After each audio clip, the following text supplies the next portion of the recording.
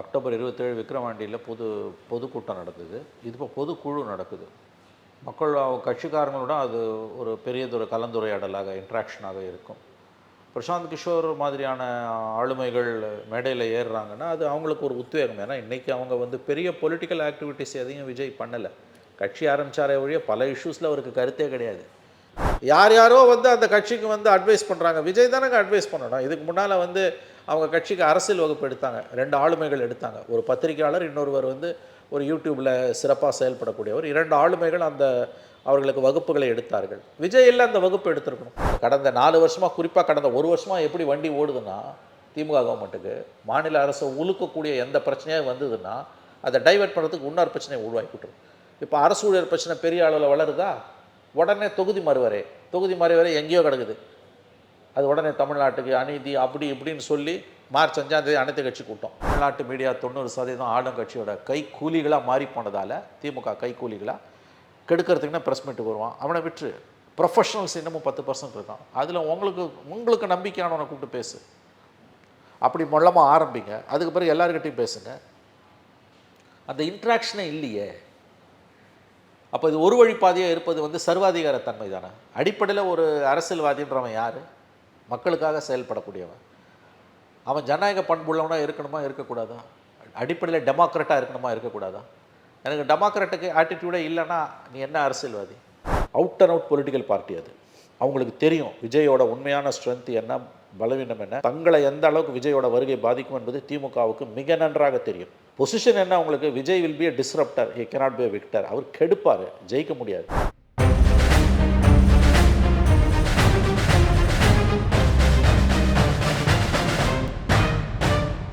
ரெட்ரோலுக்ஸ் நெஞ்சங்களுக்கு வணக்கம். நான் உங்கள் கார்த்திக். இன்றைய நேர்காணலில் நம்முடைய இணைந்திருப்பவர் மூத்த பத்திரிகையாளர் திரு மணி அவர்கள். வணக்கம் சார். சார் வணக்கம் சார். தமிழக வெற்றி கழகம் அவங்களுடைய 2வது ஆண்டு கொண்டாட்டத்தை வந்து எப்படி பார்க்குறீங்க? கட்சி ஆரம்பித்து ஓராண்டு முடிந்து விட்டது. விஜய் கட்சி ஆரம்பித்து தமிழக வெற்றி கழகம் முதன்முறையாக ஒரு பெரிய அளவில் ஒரு பொதுக்குழு கூட்டத்தை கூட்டுறாரு. அக்டோபர் 27 விக்கிரவாண்டியில் பொதுக்கூட்டம் நடந்தது. இது இப்போ பொதுக்குழு நடக்குது. மக்கள் கட்சிக்காரங்களோட அது ஒரு பெரியதொரு கலந்துரையாடலாக இன்ட்ராக்ஷனாக இருக்கும். பிரசாந்த் கிஷோர் மாதிரியான ஆளுமைகள் மேடையில் ஏறுறாங்கன்னா அது அவங்களுக்கு ஒரு உத்வேகம். ஏன்னா இன்றைக்கி அவங்க வந்து பெரிய பொலிட்டிக்கல் ஆக்டிவிட்டிஸ் எதையும் விஜய் பண்ணலை. கட்சி ஆரம்பித்தாரே ஒழிய பல இஷ்யூஸில் அவருக்கு கருத்தே கிடையாது. இப்போ நம்ம பேசினா வந்து அரசு ஊழியர் பிரச்சனையை பற்றி நம்ம பேசணும். அதில் தமிழ்நாடே கொந்தளிப்பான ஒரு சூழ்நிலையில் இருக்குது. மீடியா கம்ப்ளீட்டாக அதை இக்னோர் பண்ணுது. ஏன்னா மீடியா திமுக கண்ட்ரோலில் இருக்குது.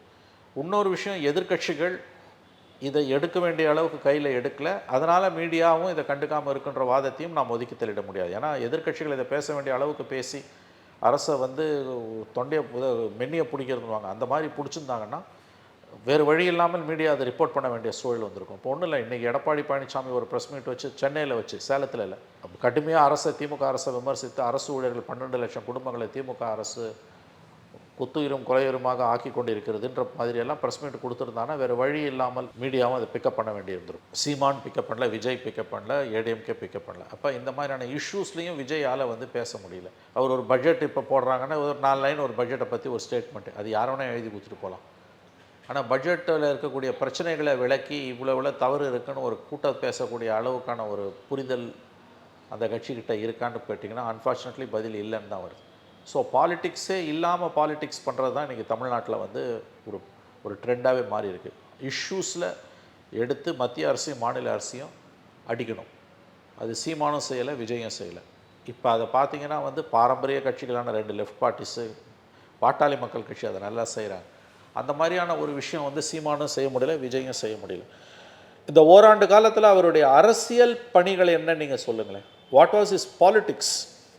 பல பிரச்சனைகள் அவர் கருத்து தெரிவித்ததே கிடையாது. உங்களுக்கு தெரியும், அமைதியாக இருப்பார். இன்ன வரைக்கும் ப்ரெஸ்ஸை பார்க்காத ஒரு அரசியல்வாதி. சீமான் தினமும் ப்ரெஸ்ஸை பார்க்குறாரு. பிரச்சனையாக அதுதான். தினமும் பிரச்சனையை பார்க்காததும் பிரச்சனை. தினமும் ப்ரெஸ்ஸை பார்த்து ஒருத்தர் பிரச்சனை பண்ணுறாரு. ப்ரெஸ்ஸையே பார்க்காம ஒருத்தர் வந்து அலூஃபாக நிற்கிறார், அரசியல் பண்ணுறாரு. தினமும் ப்ரெஸ்ஸை பார்க்குறது வேஸ்ட், அவசியமே இல்லை. அது அண்ணாமலையும் கூட. அண்ணாமலையை விடுங்க, அது ஒரு தேசிய கட்சியோட தலைவருங்க. சீமான் வந்து 8% பெரிய விஷயங்க. 8% ஓட்டுன்றது சீமானுக்கு அவருடைய பலம் தெரியுமான்னு எனக்கு தெரியல. 8% ஓட்டுன்றது நான் என் அனுபவத்தில் சொல்கிறேன், மிகப்பெரிய விஷயம். அதாவது ஒரு டிசைசிவ் ஃபேக்டராக இருப்பார் கண்டிப்பாக. ஆனால் அவர் அவருடைய அரசியல் வந்து நெகட்டிவ் பாலிடிக்ஸாக பெரியார் விஷயத்துலலாம் அவருடைய அரசியல் வந்து நாம் ஏற்றுக்கொள்ள முடியாத அளவுக்கு எதிர்மறை அரசியலாகி போய் இன்றைக்கு சீமான் கிட்டத்தட்ட தனிமைப்படுத்தப்பட்டிருக்கிறார். விஜய் முக்கியமான பிரச்சனைகளை கையில் எடுக்கிறதே இல்லை. யாரோ வந்து அந்த கட்சிக்கு வந்து அட்வைஸ் பண்ணுறாங்க. விஜய் தானங்க அட்வைஸ் பண்ணணும். இதுக்கு முன்னால் வந்து அவங்க கட்சிக்கு அரசியல் வகுப்பு எடுத்தாங்க, 2 ஆளுமைகள் எடுத்தாங்க. ஒரு பத்திரிகையாளர், இன்னொருவர் வந்து ஒரு யூடியூப்பில் சிறப்பாக செயல்படக்கூடியவர். 2 ஆளுமைகள் அவர்களுக்கு வகுப்புகளை எடுத்தார்கள். விஜய் இல்லை அந்த வகுப்பு எடுத்திருக்கணும். விஜய் கட்சிக்காரர்களுக்கு சேலத்தில் நினைக்கிறேன் அரசியல் வகுப்பு எடுக்கப்பட்டது. அரசியல் வகுப்பு எடுத்தவர்கள் ஒரு 2-3 பேர் எடுத்தாங்கன்னு நினைக்கிறேன். அதில் ஒருவர் பத்திரிகையாளர், ஒருவர் யூடியூப் பிரபலம், இந்த மாதிரியான ஆளுமைகள் வந்து அரசியல் வகுப்பு எடுத்தாங்க. அதுக்கப்புறம் என்னாச்சு? அந்த அரசியல் வகுப்பை விஜய் இல்லைங்க எடுத்துருக்கணும். கலைஞர் வந்து திமுக தொண்டர்களை எப்படி தயார்படுத்துவார்? மரசொலியில் எழுதி கை வலிக்க எழுதி தயார்படுத்துவார். மேடைகளில் பேசி தயார்படுத்துவார். போராட்டங்களை முன்னிறுத்தி தெருக்கு கொண்டு வந்து விட்டு கட்சி தொண்டர்களை முன்னெடுத்துட்டு போவார் கட்சியை. அந்த மாதிரி எதுவுமே இல்லையே.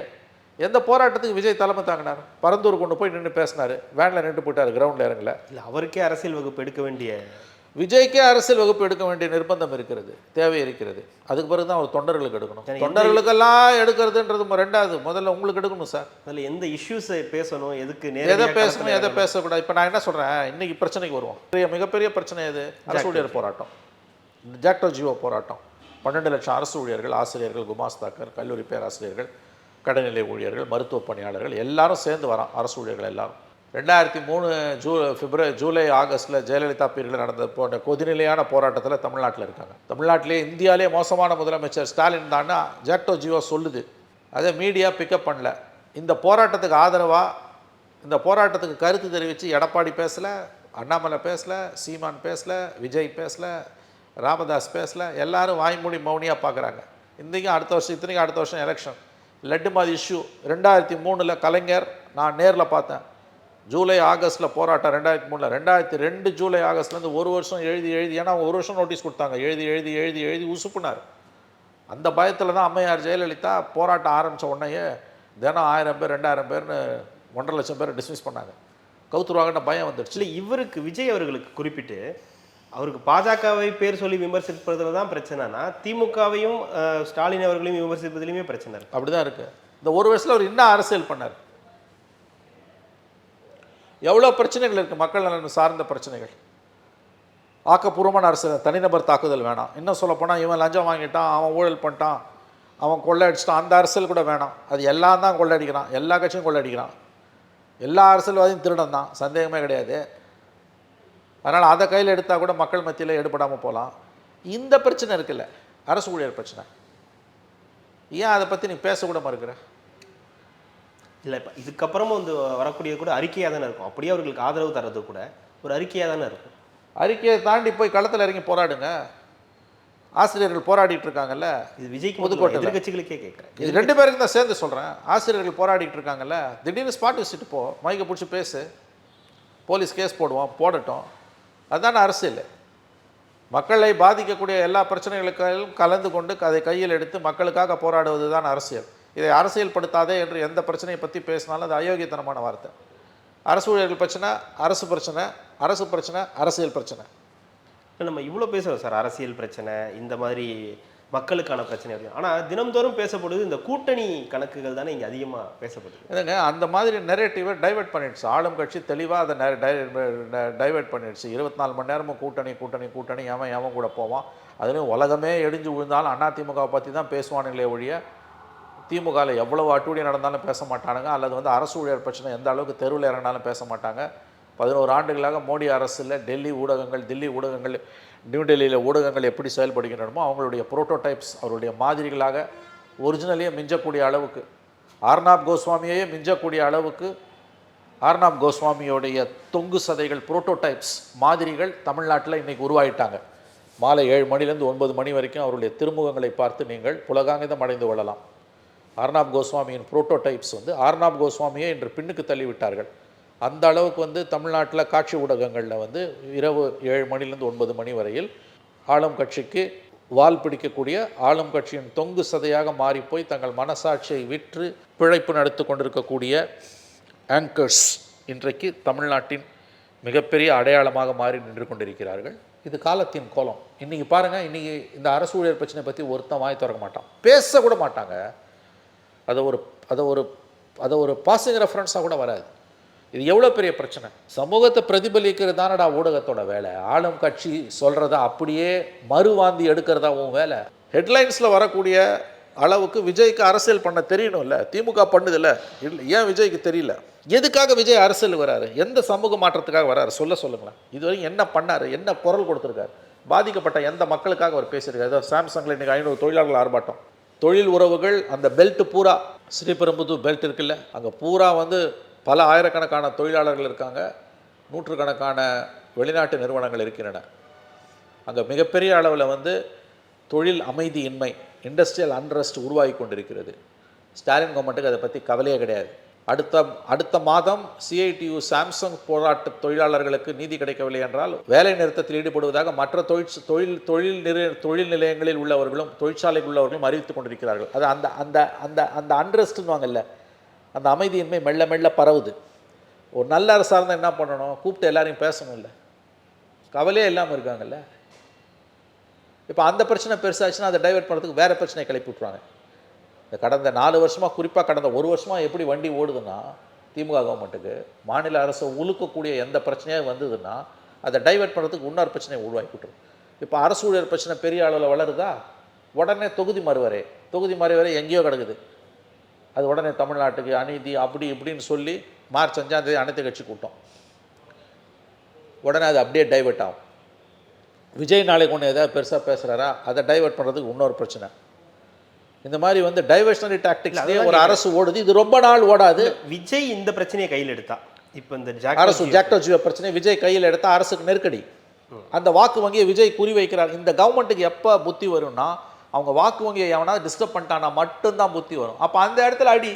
இந்த குறைஞ்சபட்ச அரசியல் அறிவு ஏன் விஜய் இல்லை? இப்போ உங்களுக்கு தானே இந்த லைம் லைட் அதிகமாக இருக்குது, வெளிச்சம்ன்றது உங்களுக்கு தானே அதிகமாக இருக்குது. யாருக்கு? விஜய்க்கு.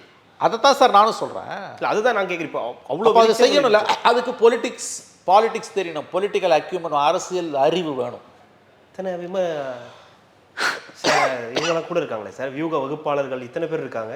தீதும் நன்றும் பிறர் தர வாரா. அவருக்கு அட்வைஸ் பண்ணுறதுக்கு நிறைய நண்பர்கள் இருக்காங்கன்னு சொல்கிறாங்க, பெரிய பெரிய ஆட்கள் இருக்கதாக சொல்கிறாங்க.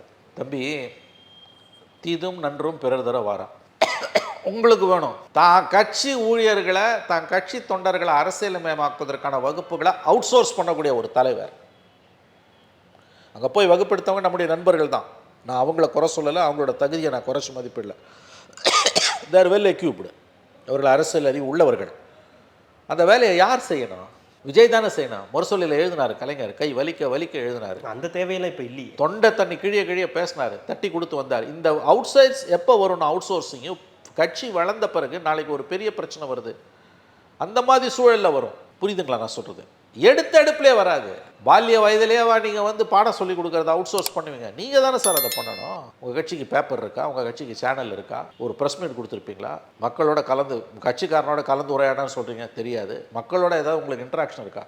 மக்களுக்கும் விஜய்க்குமான தொடர்பு என்ன, அதை சொல்லுங்கள். கள்ளக்குறிச்சியில் போய் கள்ளசாராயம் குடிச்சு செத்தான் இல்லை, அப்போ ஆஸ்பத்திரியில் போய் பார்த்துட்டு வந்தார், நல்லது. பாதிக்கப்பட்டவர்களுக்கு ஆறுதல் சொன்னார், ப்ரெஸ்ஸை பார்க்கல. உங்கள் கருத்து என்ன இல்லை கள்ளசாராயத்தில்? இல்லை.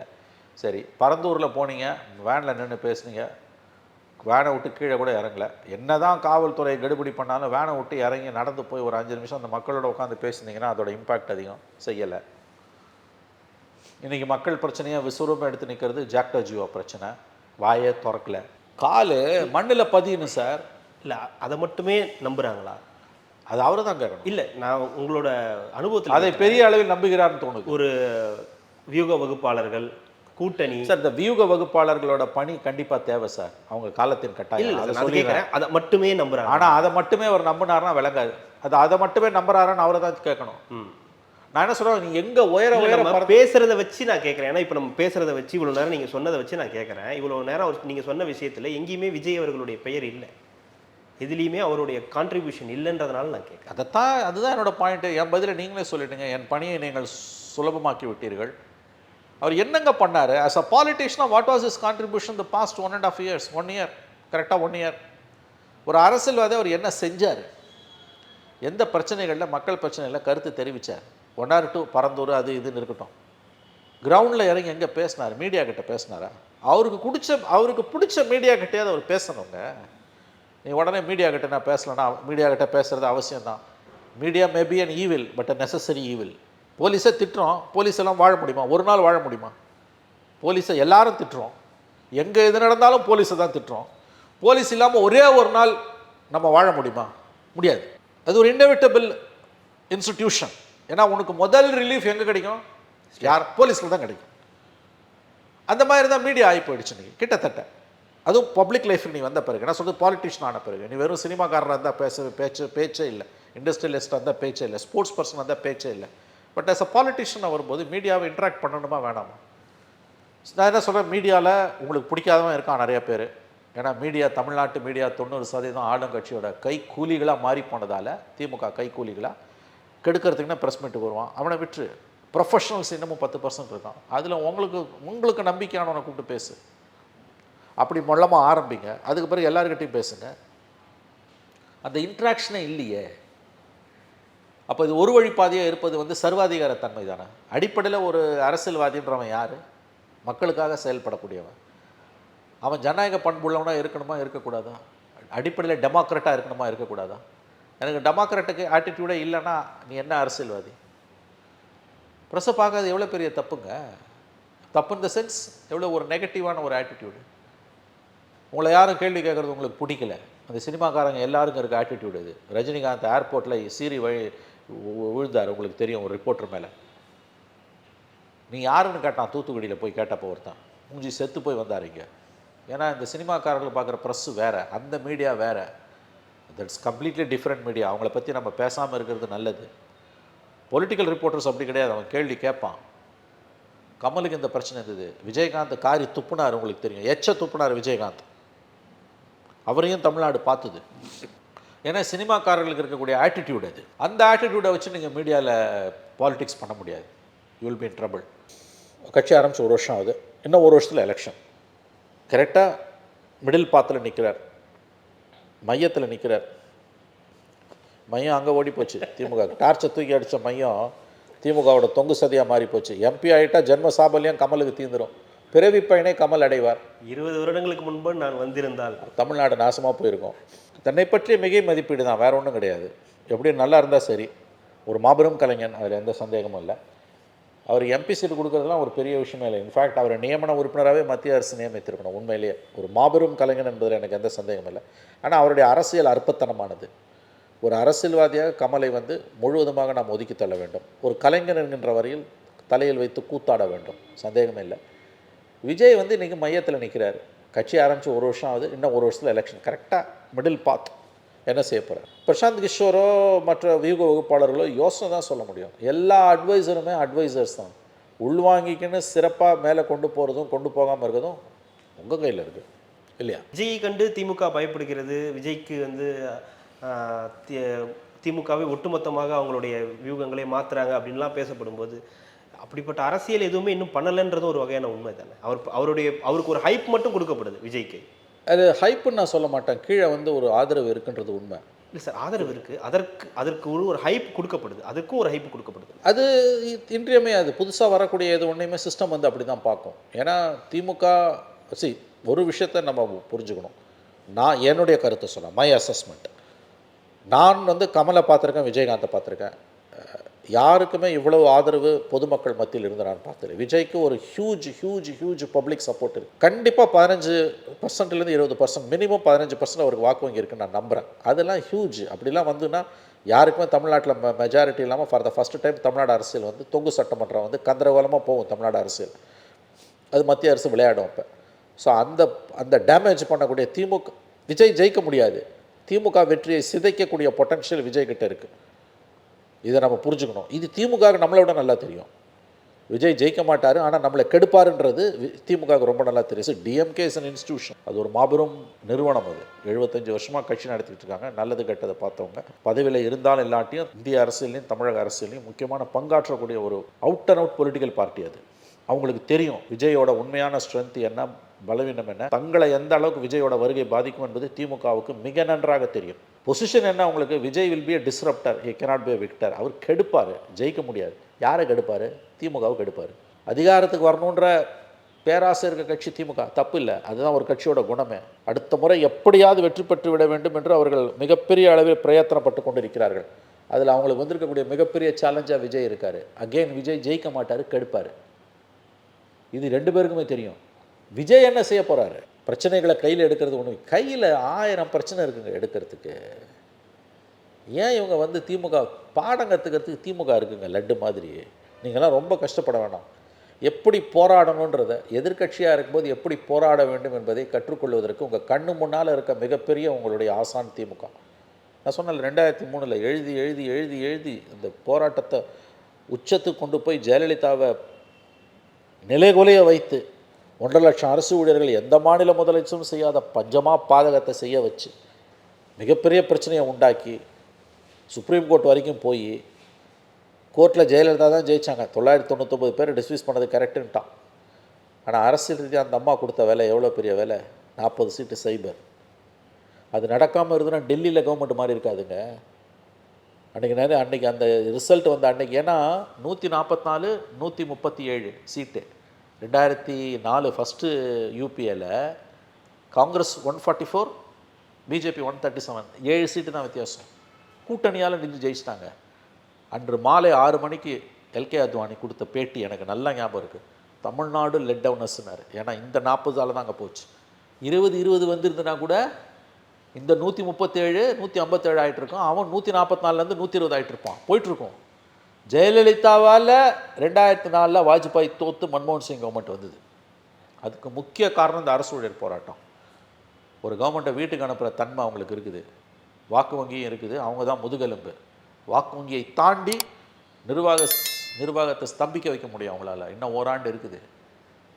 அப்போ அதை தான் உங்களுக்கு திரும்ப திரும்ப சொல்லுவேன். 2003 இருந்தது, 2025 இவருக்கு வந்திருக்கு. இப்போ இதில் விஜய் மாதிரியான கட்சிகள் இந்த இஷ்யூவை கையில் எடுக்கணுமா வேணாமா? இந்த புரிதலே அந்த கட்சியில் எத்தனை பேருக்கு இருக்கும்? அல்லது புரிஞ்சும் இதை கையில் எடுத்துக்கிட்டால் திமுக கோபித்துக் கொள்ளும் என்று அமைதியாக இருக்கிறார்களா? அது இதை விட ஆபத்தானது. அறியாமையில் எடுக்காமல் இருந்தால் கூட மன்னிச்சிடலாம், ஏன்னா அவன் உண்மையிலே தூங்குறான், அவனை தட்டி எழுப்பிடலாம்.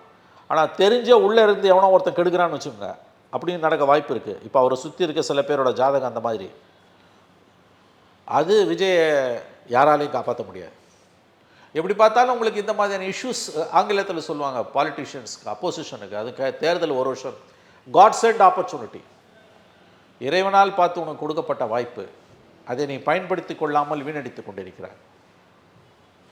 கடந்த ஓராண்டில் என்ன அரசியல் பண்ணார், அடுத்த ஓராண்டில் என்ன செய்ய போகிறார், மையத்தில் நின்று கொண்டிருக்கும் விஜய் அவர்தான் விளக்க வேண்டும். கண்டிப்பாக சார், தொடர்ந்து பேசலாம். மிக்க மகிழ்ச்சி. இவ்வளோ நேரம் உங்களுடைய நேரத்தை ஒதுக்கி எங்களுக்காக பல்வேறு தகவல்களை பகிர்ந்தமைக்கு ரெட்டர் ஒர்க்கிங் சார் நன்றி.